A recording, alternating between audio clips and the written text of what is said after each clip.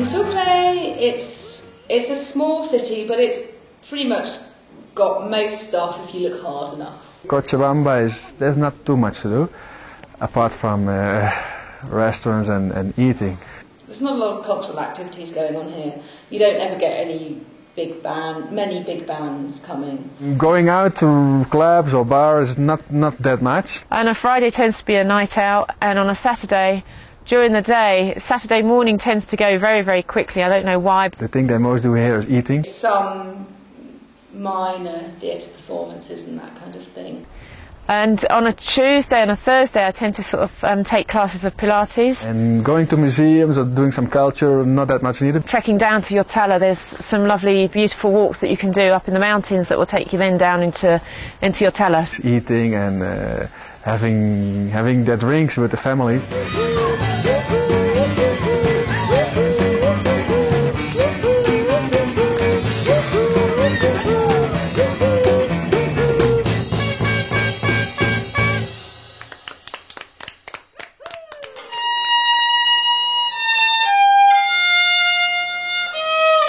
I don't have a washing machine, but I do have a sink out on my little balcony where I can do my hand washing, and there's 2 laundrettes nearby. So I do actually have electricity, I have internet connection, I have hot water in the shower, which is my shower's an electrical shower.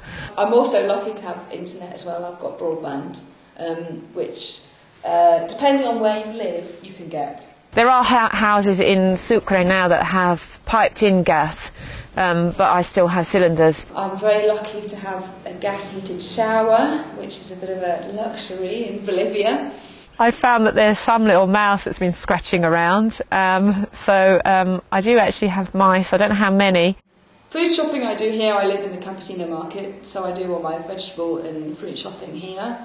Clothes shopping, there's just shops all around. There's just lots of little shops. If you dig deep, dig hard enough, you might find something you like.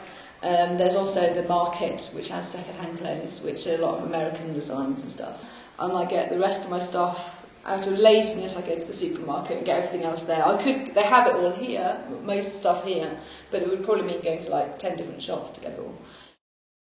Arampampa is really totally different from Cochabamba. There's no hot water, no electricity. Sometimes there's even no waters during a winter time.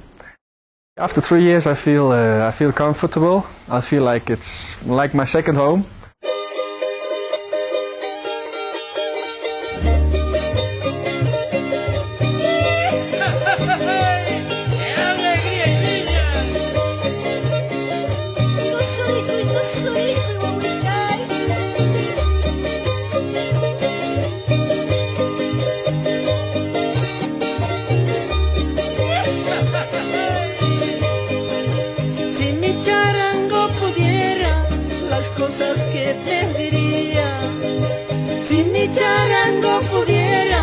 Las cosas que te diría, pobre de mí y tu vida, todito te contaría. Pobre de mí y tu vida, todito te contaría. Para mí ha sido la experiencia más linda de todo el proceso que he tenido con International Service, la visita también de preparación en Inglaterra. El seguimiento que se hace, que de cada 6 meses no nos sentimos solos. Cuando hay problemas, ya se puede contactar con una persona que siempre está atenta. Y lo más importante para mí es que cada 6 meses nos reunimos y donde yo puedo expresar mis inquietudes, ¿no? Arriving in Arampampa, it's always a culture shock. But living in Arampampa is really something I like very much. I feel very good. The nature is beautiful, the mountains are beautiful, so you get a little bit in contact with the nature also. The thing that I find really difficult to get used to was the working hours, especially if we're working in the office. The middle of the day is for lunch, which is fine, but I just feel like it then extends your working day up until 6:30, and I find that very difficult. In Holland, if you say the meeting is at 11 o'clock, you're there at 11 o'clock or maybe earlier. Here in Bolivia, if you say we meet at 11 o'clock, In Cochabamba they will come at like 11:30, maybe 12 o'clock. And in Arampampa, maybe they even don't come.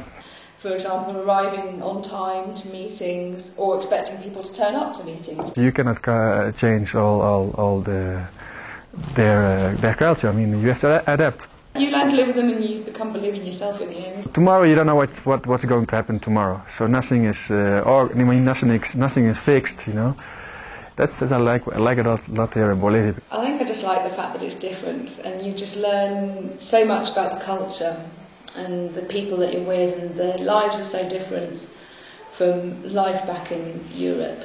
Tenemos mucha potencial, mucha influencia sobre sus vidas. You have to think completely differently. I mean, I specialise working in equipment and rehabilitation equipment. Of course, none of that exists here. That's one of the things I like, the fact that you have to change your way of thinking and actually go back to basics. I'm working with a different team. I've never worked with a communicator. I've never worked with a psychologist. I haven't ever worked with an educationalist either. You work with teachers back at home, but you don't actually work with a variety of very different professions.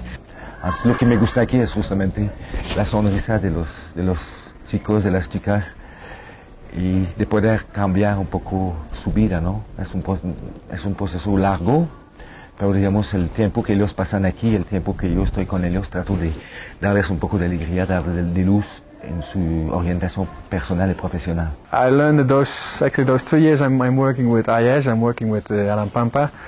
I learned much more than in my 10 years of working in Holland or Belgium.